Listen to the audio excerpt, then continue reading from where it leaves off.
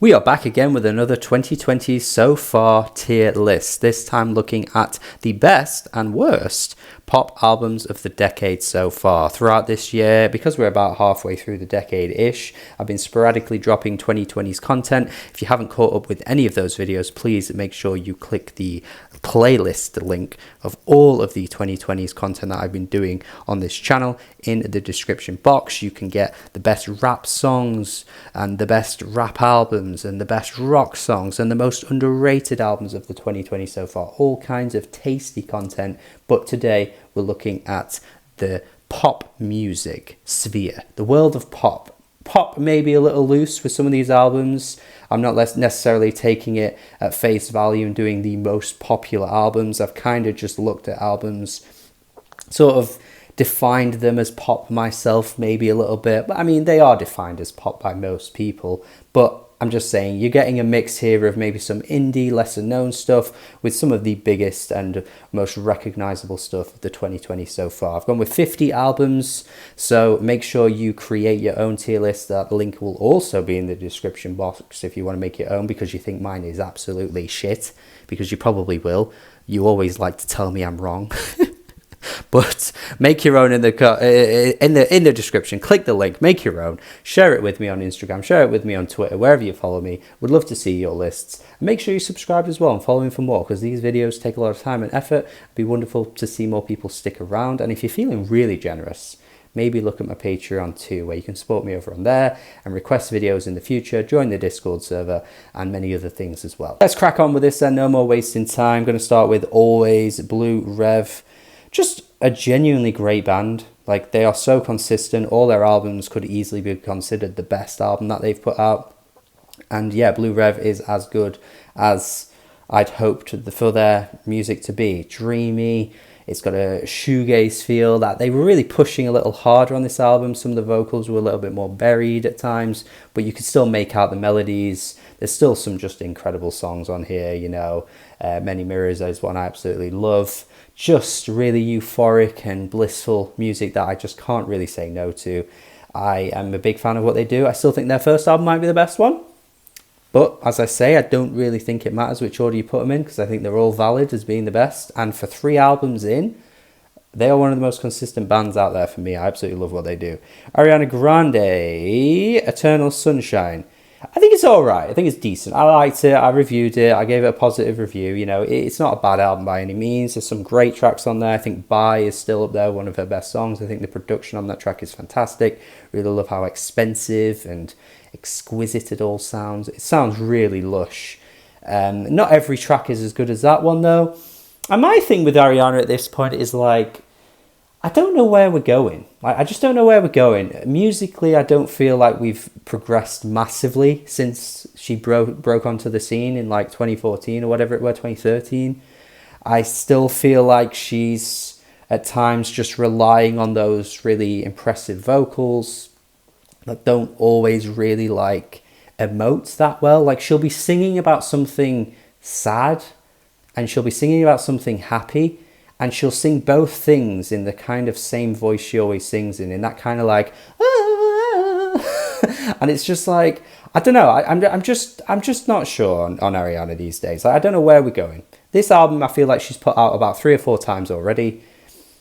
I'm just not sure. I just feel like the progression isn't there. I just want something to kind of wow me. I want something to feel new and fresh. And I just think at this point she's feeling like a very 2010s artist now, where it's like she isn't really adapting her sound to the modern sounds of music. And I don't know. I think she'll always be popular. She'll always be a tabloid celebrity that will be involved in some scandal drama thing that will make the news, and it will rev up her next album and get people talking, because that's just the kind of artist she's ended up becoming, really, which is a bit of a shame.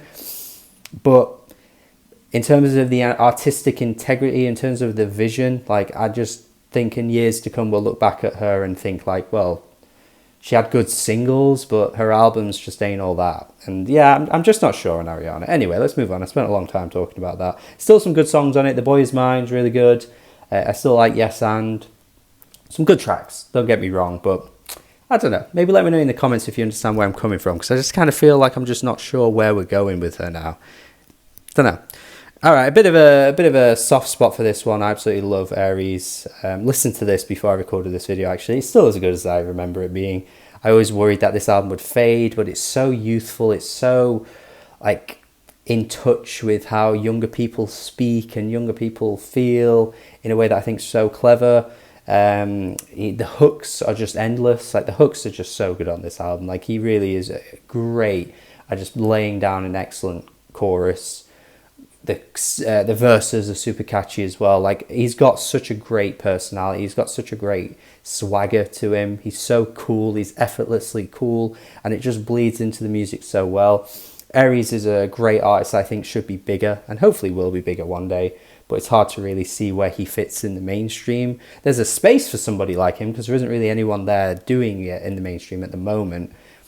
But maybe there's a reason for that, and there just isn't a way to get him into the mainstream because there's nobody else doing it, if you get what I mean. But yeah, like he's not fitting into any particular trend is what I'm saying. So it's hard to see him breaking into like the charts, but he should be because he's that good and is great at putting down a fantastic pop tune. Yeah, I absolutely think this is brilliant. I don't think this will be one that many people will recognize immediately from this tier list, but I would absolutely highly recommend Aries for sure. And it's for me going to be a future all-timer. I just think it's going to live with me. Play it so much, never gets old. And yeah, Snake Eyes, he dropped not long after this album too, was fantastic as well. Like he's not slowing down. He's always got the hits for me. Cowboy Carter, I think, is very good. I would say Cowboy Carter. There we go. The tier list was taking a second there. Cowboy Carter, I think is very good. I think it's a cool genre pivot, although we did see her do that already. This time she didn't quite commit to the country thing as heavily, I wouldn't say. Like this album at times kind of like feels like a hip hop album in places. It feels like a pop album in places. It feels just very Beyonce doing stuff we've heard her do before, just with a bit of a country sheen over it. But even still, there's some of the tracks that are more pushing into the country sound are fantastic. Yeah, runs a little long. I feel like, you know, you could probably cut it a little bit. It wouldn't necessarily need to have this many tracks for me personally, and would have liked to kind of just see a dive into country for the whole thing, honestly. Would have loved to have just seen that, see how it turned out. But what we get was really good, and I think this trilogy of albums is going to age very well. I think the third one will probably be really good too, whenever that comes out. And yeah, but the big boy is Renaissance. Renaissance for me is a future all-timer. It gets better every time I hear it. Just so well produced, immaculate production, seductive vocals, outlandish, like sexual lyrics at times, but she sells it brilliantly. She absolutely fits this production like she's been doing it her whole life, and yet she hadn't even barely touched this type of production ever, and yet she still pulled it off incredibly well. Ridiculous, really, how good this album is, considering, like, you know, when you look at her first album, it sounds nothing like it. At this point, with Cowboy Carter being there too, it's just like so impressive how she's basically like probably top 3, top 4, top 5 artists in the world in terms of fame and recognizability, and yet it's never slowed her down. It's never made her, you know, not try new things. She's never not been versatile, and she pulls it off every time. Like there are some artists out there that are a bit versatile. I guess you could say like a Miley Cyrus would be versatile because she's always tried different genres, but I don't personally think she does many of them very well. And yet Beyonce just hits every single time, does everything she tries really well, commits so hard to it as well, and puts out music like this. It's so good. All right, we got Billie Eilish, another one I've talked quite heavily in depth about on this channel before in my review, so you can go watch that if you want to see full thoughts. Yeah, it's pretty good. Definitely an improvement on the last one, because I thought Happier Than Ever was a little weak, to be honest. Didn't really get much out of that one. I wouldn't really say nah. But this one, I thought, yeah, production wise was impressive in times. I think Phineas has a cool vision, and I think they come together in a clever way and a creative way. I just don't think we've quite got there yet. Don't forget, Billie Eilish is still ridiculously young. Like, she burst onto the scene when she was like 16, 17. And she won all those Grammys early on. And I think we just kind of gassed her up a little too early. I don't think we were ever at the peak of her powers. She's got the voice. She's got great songs behind her, don't get me wrong. I mean, Birds of a Feather from this album is fantastic. That's a song that's really grown on me since I reviewed it. Really great song. And I just don't think we have a full album of songs on that level yet, to me personally. I think we're getting there. I just think slow down a little bit. Let's not get carried away. She can get better, and she will, I think. But not there yet, for me personally. Alright, we've got Brakence next, another one I have a big soft spot for, but stand by it. I think this is one of the most creative sounding pop albums of the past however many years, really. I think it's just fantastic. I think it's future thinking, forward thinking. I think it's the sound of what music could end up becoming in a few years, maybe. I don't know. I just think this more glitchy, hyperpop sound kind of being combined in this type of way is so clever. And we've had hyperpop for a while, don't get me wrong. And, you know, Brakence isn't the first to do it, of course. But I just think there's something about the way he brings it into this sound and makes it sound so cool, so fresh. Just think there could be more artists that want to kind of copy and mimic this style later down the line. But even without that, the songs are just fantastic. I mean, the run of 3 tracks at the beginning is just excellent. Some of the lyrics at times I don't necessarily think are super strong, but I think he pulls it off in a way that I don't think many others could pull it off. Yeah, just absolutely love this thing. Think it's brilliant and would, for me, be up there with one of the best of the 2020s, 100%. We've got Rae Jepsen, just really super consistent and reliable at this point. I actually would put it above Cowboy Carter. Yeah, Psychedelic Switch. Just each album, there's always just that one golden nugget of her just trying something a little different and it coming out so well. And I think Psychedelic Switch is that version of that on this album. But even still, like tracks like Kamikaze is fantastic. So many great pop songs. She's just the it girl for pop music, and yet none of her songs make it onto the charts. Like, most people still only remember for that one song, really, and it's just wild because she's just way better than that. And yeah, I don't know, if you're just like somebody that's just wanting just really good pop music and maybe you're getting bored of what you're hearing on the charts, like, why are you not checking out any of her albums? I just don't get it. It makes no sense to me, but hey. All right, Caroline Polachek, Desire. Yeah, it's close. It's close between these two. I mean, it's close. I don't know, man. Brakence got my album of the year for 2022. Caroline didn't get my album of the year, but there were just some really great albums that came out the same year, which held it back a little bit. I don't know. I might change that at the end. I can't decide where I'm landing with that one, but even still, Desire, incredible stuff on there. Sunset, amazing, I believe. The drum and bass aspects of some of the tracks too, fantastic. The track with like Dido and Grimes, what a weird collab that is, but it works. She's artsy, but in a way that doesn't like feel that it's just pretentious or like artsy fartsy in a way that I think some music can sound. But she's just so good. The voice is incredible. The best vocalist in pop at the moment, easily. Yeah, just remarkable stuff. Produced so perfectly as well. The engineering on this thing is insane. Just incredible. I can't really say enough good things about Caroline Polachek. She just is really brilliant. Right, Chappell Roan. I'm going to go there. I think that's really good. I think, it's a very good album. And I'm glad to report that I called it. I called it in my review. Go watch that review of the album I gave her.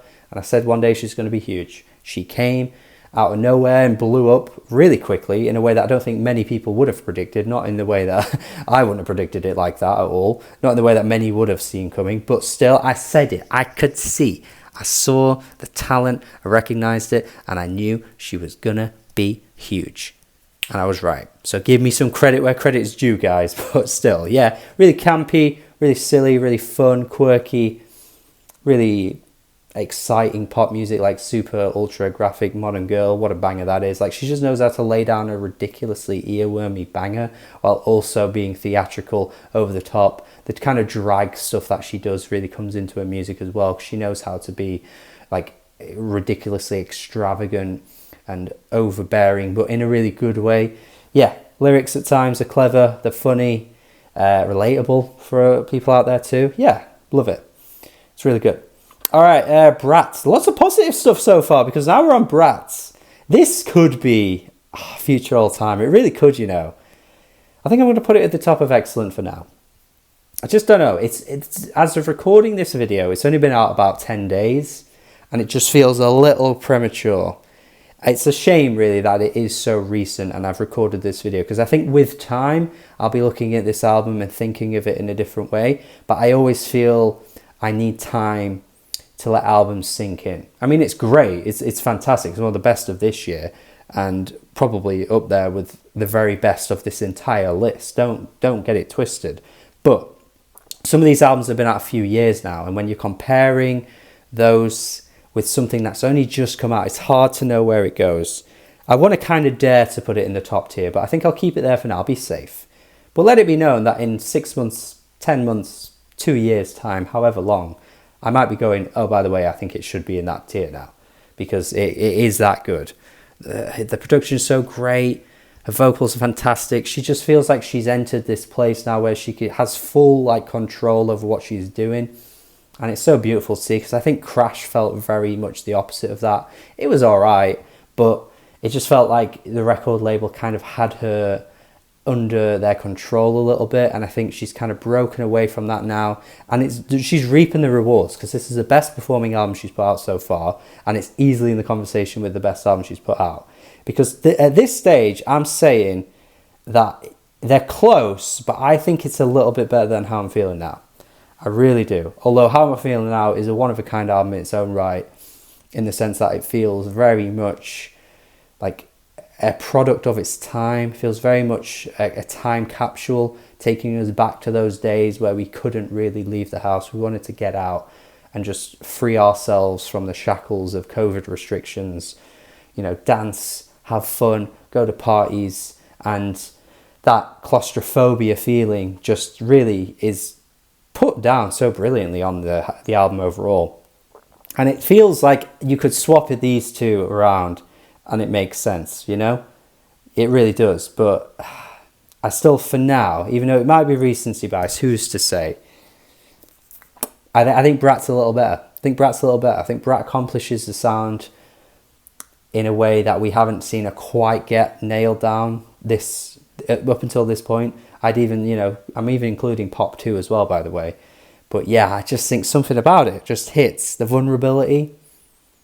Great stuff. All right, repping one of the underrated albums of the decade so far here with Choir Boy, which I didn't include in the video I did for underrated albums, actually, but somebody commented it, and I was like, you know what, you are so true. You're so right. You are so correct with that. This is a really great, sophisticated synth pop album that feels very indebted to the 80s, but not in a way that's off-putting, not in a way that's, like a pastiche or anything like that. I think it's great. I think some really great melodies, just really heartbreaking vocal performances. What a singer this guy is. Yeah, absolutely love Choir Boy. I think you should absolutely be checking them out.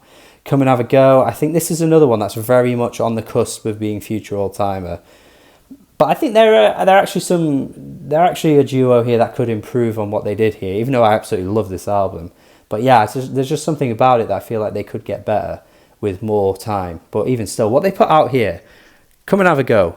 Wow, how underrated is this? This is so overlooked. This is just really bombastic, in-your-face dance pop music that is just electrifying. The vocal performances from Gabe are just so good. What a voice. Just really, really in your face, unapologetic from start to end. Just some of the best pop music of the decade so far. And yet it's by a duo that do not have enough attention or shine on them. Seriously, it is so good. I really do implore you to check this out.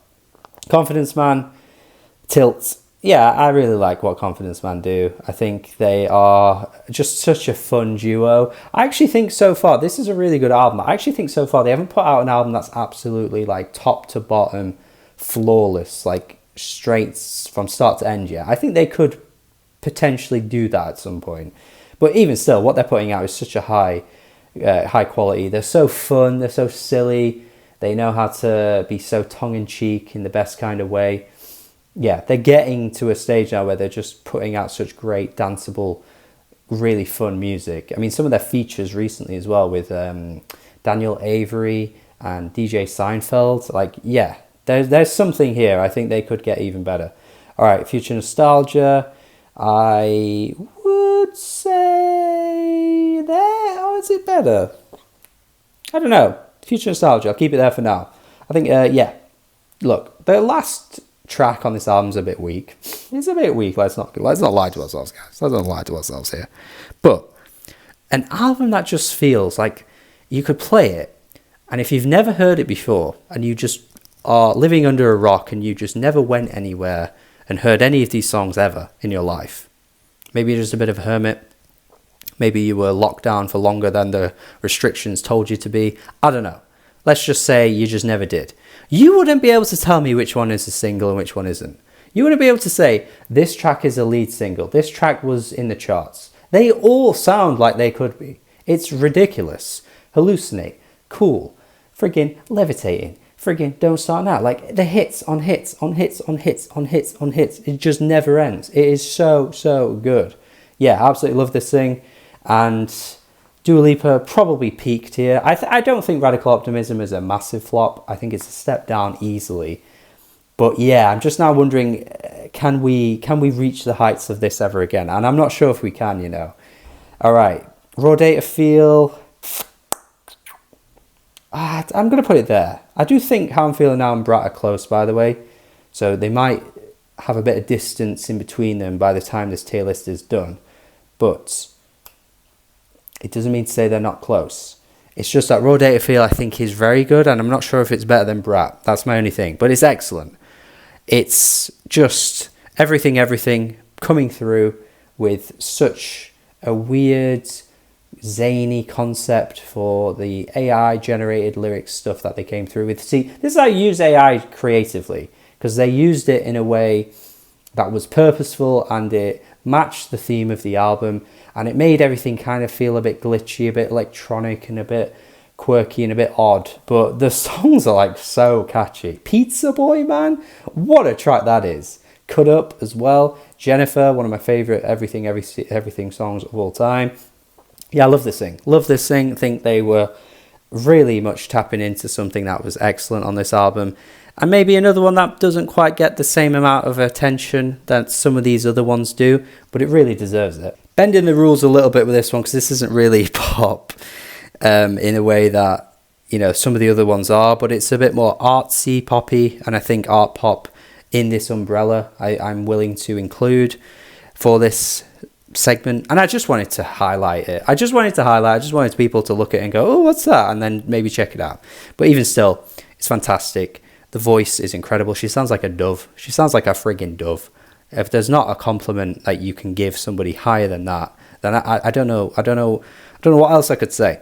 But yeah, beautiful stuff, arranged to perfection. It's just flawless, really, from start to end. It's brilliant. FKA Twigs, Capri Songs. I might put it there, actually. One that I don't go back to as much now, but I really like it a lot. And it does have some really creative ideas on there. Like, she really did mix and match some cool, like, trendy sounds in her music. Like, UK hip-hop kind of came through in places. Some, you know, R&B came through at times as well. The features were really good on here. I think FKA Twigs deserved a lot more praise for this one. It didn't really seem to get the same praise as her other ones did. It was a mixtape, so it wasn't an album. But goddamn, don't be fooled into thinking this isn't worth your time if you've never gave it a listen because you didn't like her other stuff. This is probably the most accessible album you could tap into for FKA Twigs. It's really, really good. Damn, I'm going crazy with the praise because this is another great album from the 2020s so far.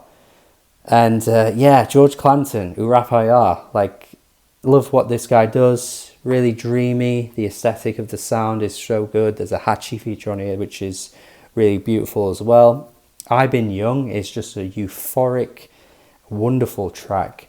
Yeah, another one that you really should check out here. George Clanton, really good stuff. Not as good as Slide, but it's great. All right, now we're getting into some of the negative stuff because I don't really think this Harry Styles album is all that. It winning album of the year as well. It's just like the most boring Grammy thing you could imagine. Like some of the stuff that won in like the early 80s and 90s, that is just so dry and bland. Like this fits perfectly into that. You know, John Batiste winning as well. It's just so Grammys to give something like this album of the year, bro. And yeah, there's some good tracks on it. I don't want to hate on it completely, but some of the writing's not that great. Some of the tracks just aren't even that interesting to listen to. Like, there just isn't that much excitement going on here. I think Harry is talented. I think there's something there. But in terms of his albums, he hasn't hit a stride yet for me. I don't think. I don't think he's hit a stride at all with his albums. But Late Night Talking's fun, as it was. Good tune. Yeah, overall though, nah.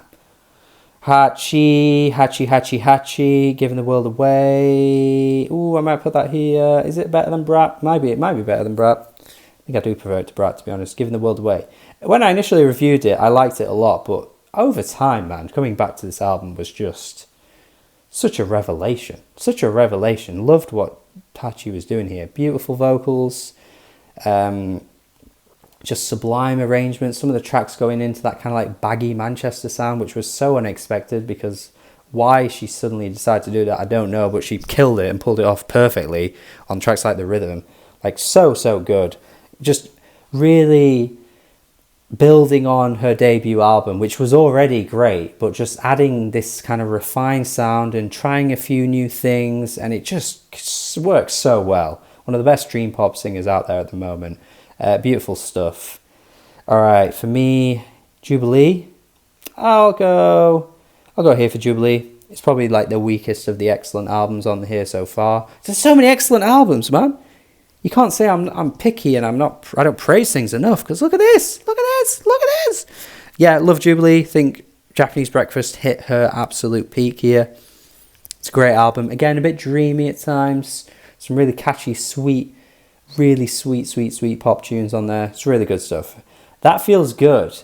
I just have such a soft spot for this, man. I know there'll be people that think, it's blasphemy to say it's one of the best of the decade so far, and even more so blasphemy to say it's better than What's Your Pleasure. Because I know people will be crazy and going wild over that opinion. I get it, I do. But for me, I just think it appeals to what I like a little bit more. And that is funky, soulful, just bass-driven tunes. That is what I like a little bit more than the seductive, sophisticated, slowed down, dancey tracks. Which, by the way, is still a really good album. It is still a really good album. But for me, that fits perfectly more in how I feel about music with That Feels Good. Just that kind of like 70s, 80s influence coming through so well, so sublime, so luxurious at times on tracks like Begin Again. But then she kind of slows things down on Hello Love, and it just works so well. Pearls, what a track that is. Yeah, this album for me is just fantastic. This album is still very good. What's Your Pleasure? I just am like the Jeremy Clarkson car meme, where it's like, they're both bloody good, but I just like this one a little bit more. You know what I'm saying? Yeah, really like this one. Jessie Ware killed it. Another artist that really should be like in the charts by now, making great chart-topping music, but she just for some reason isn't. Not sure why, but it is what it is. Definitely one of the more creative and strange albums on this whole thing. But you know what? Jockstrap, for me, I still can't believe they're called Jockstrap, because that's just hilarious. But for me, Jockstrap with this album, it just has a way of like reaching out to me. It's an album that really like sneaks up on you. Just over time, I've just been thinking about it a bit more, and just how like odd it feels and like singular it feels. Like it just feels like a totally different world when you tap into this album compared to anything on this list. Just really, really creative stuff. Love what Jockstrap are doing. And of course, by the way, one of the members of Jockstrap is literally in Black Country New Road. So if you aren't aware of that, then you should be tapping in, because why aren't you? They're very different in terms of how they sound, but that like vision and artistic nature that just lives in both the artist's world. Like it really seeps into this here too. Just a really odd listen, but so life affirming as well. Really great stuff. Anyway, we finally got a bad one. In fact, we've got a bit of a run here of albums that I'm going to be a little bit more critical of, which is good to see. Because so far I've just been kind of going crazy about the praise. But it's good. It's good. It shows that I do like things, guys. Yeah, Justin Bieber changes. Do you remember Yummy? Do you remember Yummy? Who remembers Yummy? Do you remember that little picture that he posted where it was like, here's how you listen to Yummy? He was telling people how to listen to a song just to get it more streams. And miraculously, I think it did go to number 1 for like 1 or 2 weeks. And then it just died. And I think we just wanted to forget its existence as soon as that happened. Like, all right, get your number 1. You can have it. You can have it. Just get it. It's all right. You're a bit needy. Just give them what they want. But we won't remember you after. What cost? You get your number 1, but at what cost? Because no, the rest of the album was still just really bad as well. It wasn't ever as bad as that song, but it was still bloody bad. So yeah, finally a bad album on this list. Deeper Well, Kacey Musgraves. I know there'll be some people that go, but it's a country album. But that's where you're wrong. Because I don't think Kacey Musgraves is that country at all anymore. I think she, from Golden Hour onwards, she became a different artist. And I think the country days of Same Trailer, Different Park are behind her, really. Because this is just kind of, soft, acoustic-y music that doesn't really strictly commit to country in the way that she used to. And I liked Golden Hour. I thought it was good. Did I think it was Album of the Year worthy or anything like that? Not really, but it was good. I don't like where she's gone now, though. I think she's just gotten so lazy with her writing. She's just saying anything on this album, man. Like anime eyes and talking about apples, and it's like it's just really like fake deep stuff that you might find like your Facebook mums posting. It's like, oh, isn't it nice? Isn't it lovely? Oh, isn't it lovely? That's this album to me. It just just doesn't have any depth. The vocals are nice. It's cute, but it's in one ear out the other. And by the end, I'm just so fed up of her writing. She used to be something. She used to mean something. She used to really be good. And I don't know what happened. Uchis, really good stuff here. This was pretty close to being excellent. Similar to Jessie Ware, like kind of just slightly below that tier for me. Good God, one of the best Spanish artists out there at the moment. Just really lush and knows how to give you this really like dreamy, lovely vocal tone that just seeps into you. She's been so good at it for so long. And I had to include it because I feel like since it's been out, not many people have talked about it that much really since it first came out, but it is a very good album. And we need to do a bit better with being more positive about non-English speaking albums because we have a bit of a bias in the Western world to that. And yeah, I think is very good, very good. Some bangers on there as well that pop up towards the end of the album. I actually wouldn't have minded her seeing her just do that lush, soft sound from start to end, but she goes into the kind of, fun stuff as well, which is great to see. Okay, another bad album. It's not as bad as Justin Bieber, but Smile by Katy Perry. I actually thought Never Really Over was all right, but everything else on this album, like Katy Perry, one of the biggest fall-offs. Like, when she had the hits, she had them locked down. I Kissed a Girl, Hot and Cold, Teenage Dream, California Girls. Like, those were mega hits, and they were fun, and she was just so good at tapping into that lane and selling it so well. Waking Up in Vegas, the one that got away. Those tunes were there for days. And then 2014 came, or was it 2013? Anyway, she did Raw.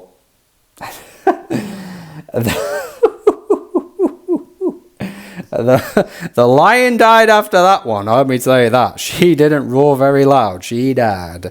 And was replaced by somebody else, and she just has never been the same again. I don't know what the hell happened to Katy Perry, man, but that is a sad fall off right there. Kylie Minogue out here doing it better than all your faves. And she's like 55. She is out here killing it, man. And she's like twice the age of some of these artists on this list. Absolutely ridiculous. She shouldn't be this good at this stage in her career, but she is. And she still got the hits too. She charted last year with a really huge song, and she's never going to go away. The absolute queen, the undisputed queen of pop music. Yes, Madonna fans, you can drag me all you want, but it's true. It's true. She's aged so well, like in terms of reinventing her sound ever so slightly, like this one kind of going into a bit more that disco feel. And yet some of her other albums didn't quite sound like this. Still really catchy, sweet pop music, but just branded in a different way. And yeah, she's got it. She's got it. Say Something Great. So many great tracks on this album. All right, Chromatica. Chromatica's cool. Chromatica's cool. Is it there? Probably there. Chromatica's cool. Some really great dance rages on this album. Didn't really commercially perform in the way that you'd expect it to, though. Like Rain on Me was a huge track with Ariana Grande, and then the rest of the album didn't really quite live up to that. But Stupid Love's great. There's some good songs on here. It just felt a little like by the end we kind of were getting a bit derivative. It's not the best of its kind. It did come out in a year where we had like future nostalgia. Like we had a lot of great dancey, fun, upbeat pop albums in that year. What's Your Pleasure? And so many other albums that came out a few years later. Like it's not on the level of those, but it's still pretty good. I like Ocean Boulevard.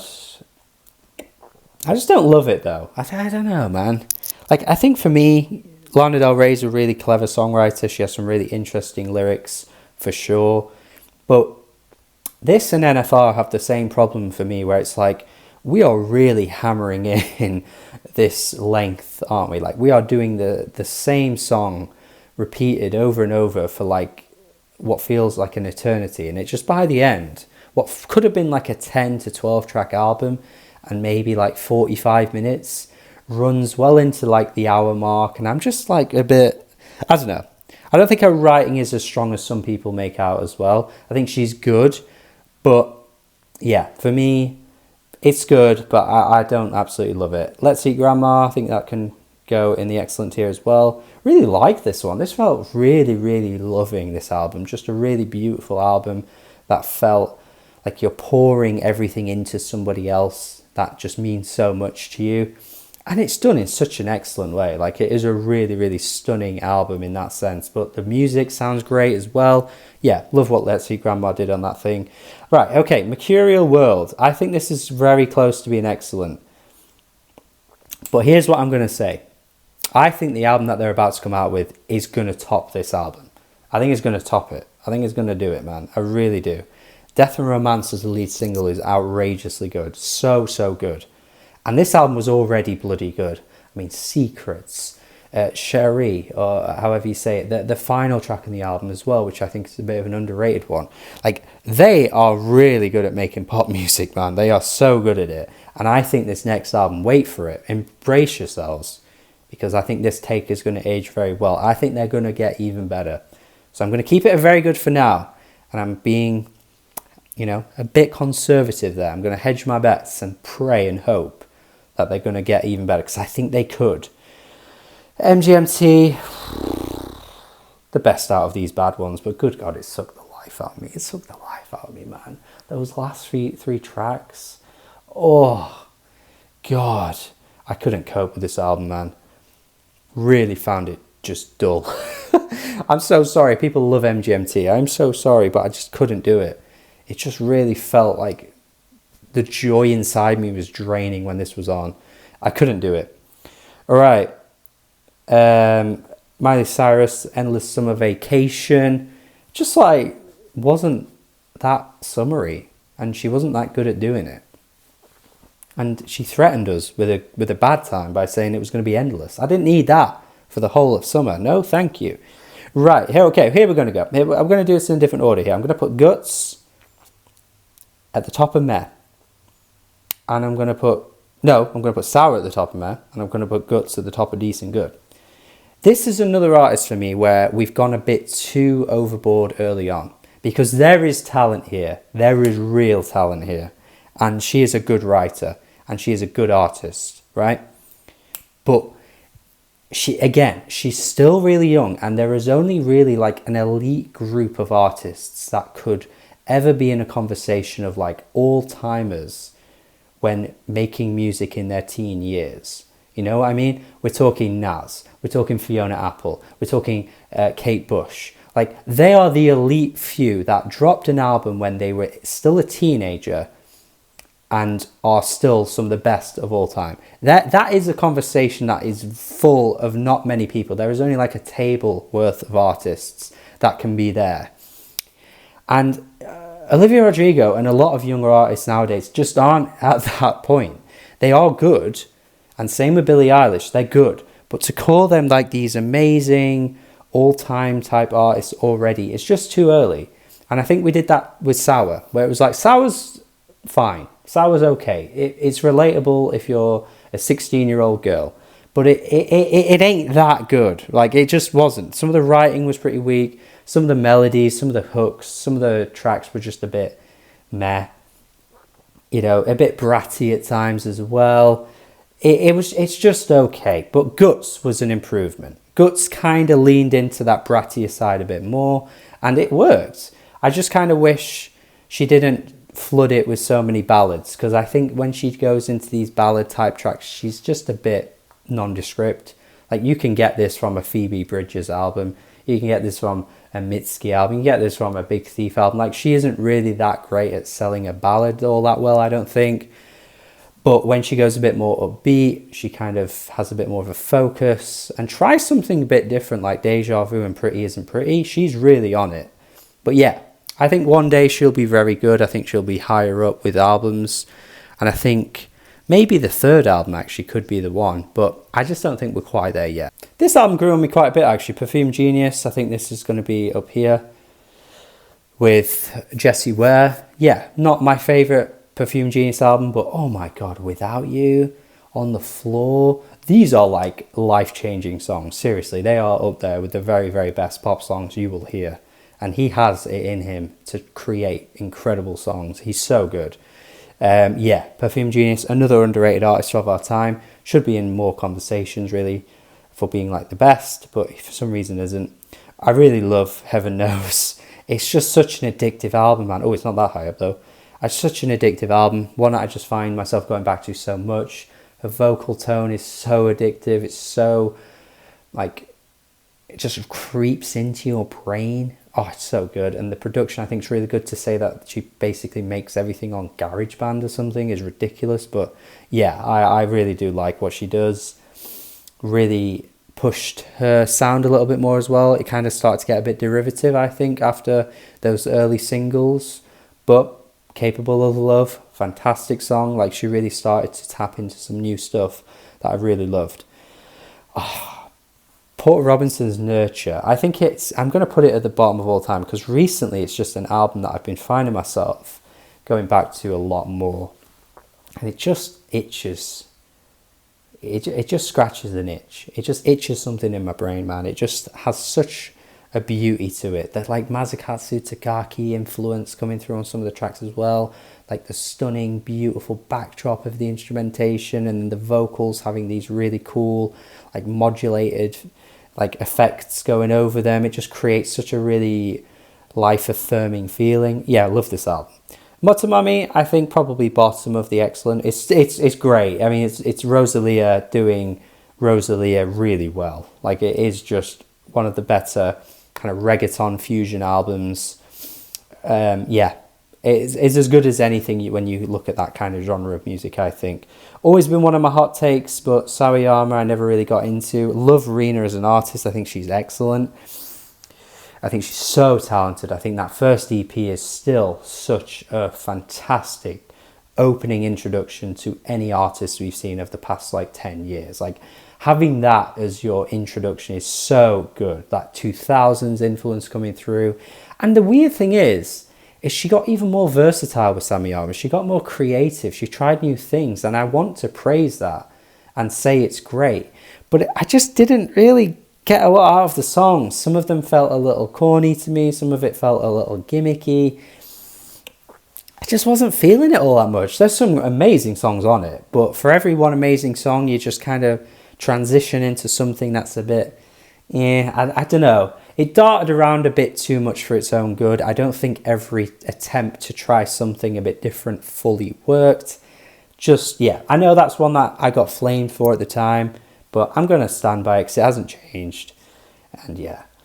All right, the Slow Rush. I really like this one. I think this might be the best Tame Impala album. I don't know, man. Obviously, Currents is really good, of course, but I don't know. I think it's just the most concise. Lost in Yesterday. Is it true? Just from start to end, every track just has such a fantastic hook, and I just think Kevin was onto something here. I think it's a really good album. Let's move on to Taylor Swift, though, because we're going to have to address the elephant in the room here, because Midnights is as Midnights as it could have got. Just couldn't really get with this album. I guess it's and Torture Poets Department, man. I'm just going to put it in the bad tier. I mean, I've reviewed both these albums. I was pretty open with my feelings on them already. But yeah, I know some people might have wanted me to include Folklore, maybe Evermore. But I think these two feel a bit more pop, whereas those ones were kind of... I mean, they could be here, really. They could be. All of them could be here. But I just included these ones because I do like Folklore. But I included these ones because I think I just have a bit more to say. I just think Midnights as a concept didn't really deliver at all. I thought it was trying to be something it ended up not really being, and it just ended up being kind of like generic Taylor Swift lyrics with really uninspired instrumentation. Like, the production just doesn't hit at all. Like, when you compare it to some of these great pop albums, everything from Very Good and above, like, when I hear it or when I think of the album, I just think of the production standing out. I just feel like the tracks hit hard. The instrumentation is arranged in a really clever way. They're catchy. They're memorable. And when I think of Midnights, I just don't feel that way at all. And it's for an album that wins Album of the Year, for an album that has all of the huge streaming records it holds, I just am baffled as to how. Like, it just isn't memorable. It isn't catchy. And it isn't that well written. Now, Tortured Poets Department, on the other hand, is just like Taylor on autopilot mode, sounding like she's barely even trying. Like, for an album like this, for a slowed down, stripped back, ballady affair, you wanna best believe that you are providing me with the most beautiful vocals, the most beautiful arranged tracks with swelling strings and violins like lifting the songs and huge epic transcendent moments, because you're going to need that for an album this long and an album that is just stripped back ballads. And yet it's like skeleton, bare to the bone. Jack Antonoff is running out of road with Taylor. He has run out of ideas, and Taylor Swift is a good singer, but she's not good enough of a singer to pull this off. You need something, and she didn't have it for this album for me. And the writing, the less I say about that, the better. Down Bad, I mean, so many tracks that are just really not that well written. She's heralded as this incredible songwriter, and I used to defend her a lot more than I do now. I really did. But yeah, it's not displayed on this album, and it doesn't showcase any of the best abilities of any songwriter that is in a conversation like that. That's where I'm at. Ooh, I've been talking forever. We've got three more now. 2 Weekend albums. Love Dawn FM. Maybe controversially, I like it more than After Hours. Just think the synth pop production on this album. He really just went all in on what I've been wanting him to do for the longest time, and that is just make a pop album, because he's always teased us with it. He's always teased us with these great pop tracks. After Hours was there too, but he always kind of was struggling to let go of that early R&B stuff, which he just hasn't made as good or even close to it as good since the trilogy.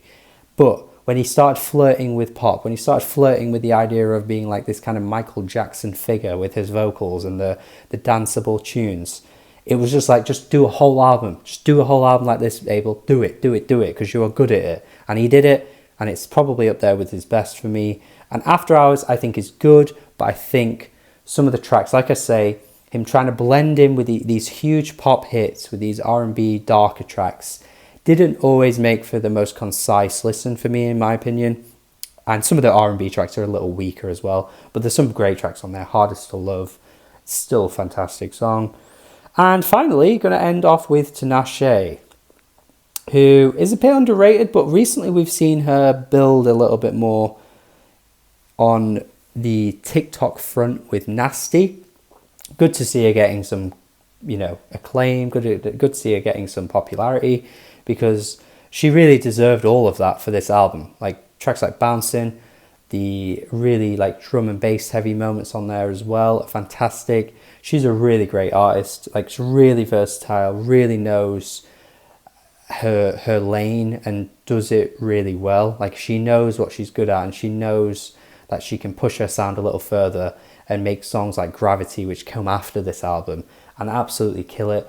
Her collaboration choices are incredible as well, like Machine Drum and Channel Trez is another artist that she's collaborated with too before. Like, yeah, she's got it all. She really has. The only thing she doesn't have is the stardom, which I don't really know why she doesn't have that, because she has all of the aspects of a huge pop star in the modern day, and yet she isn't a huge pop star.